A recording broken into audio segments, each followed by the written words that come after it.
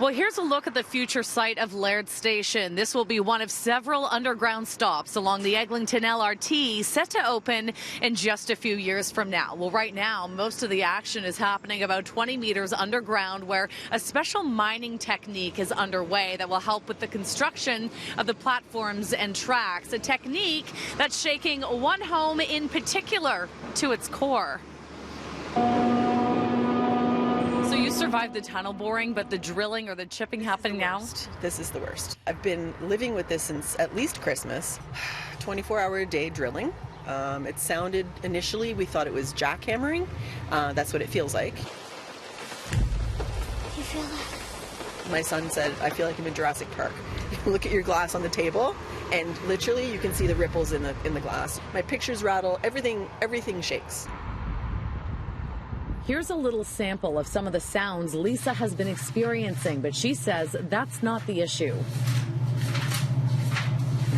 They've offered me a white noise machine, which wouldn't work because it's not noise, it's vibration.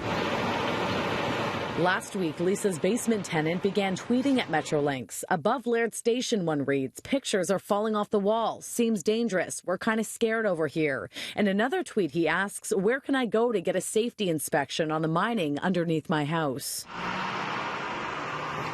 Metrolinx tells CityNews a special mining technique is being used as opposed to traditional cut-and-cover construction. This work is happening 24/7 to get it done on time and to reduce the impacts on the surface. All construction activities are constantly monitored.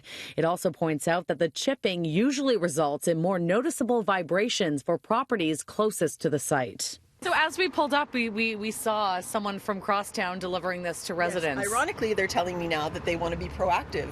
2 days before this information flyer arrived on her doorstep, CityNews sent emails to Metrolinx inquiring about Lisa's living conditions. She says most of her information comes from walking over to the construction site, and this is the first notice that she's received since the mining began 4 months ago. Other neighbors on this street tell me that they've been hearing some noise on and off, but it appears Lisa's house is taking the brunt of the impact. I tell everybody who will listen. I literally tell everyone, oh my God, the drilling. Oh. Now, Metrolinx tells me they have canvassed this neighborhood a number of times throughout the last 2 years to try and bring awareness to the residents living here about the mining activity happening here at Laird Station.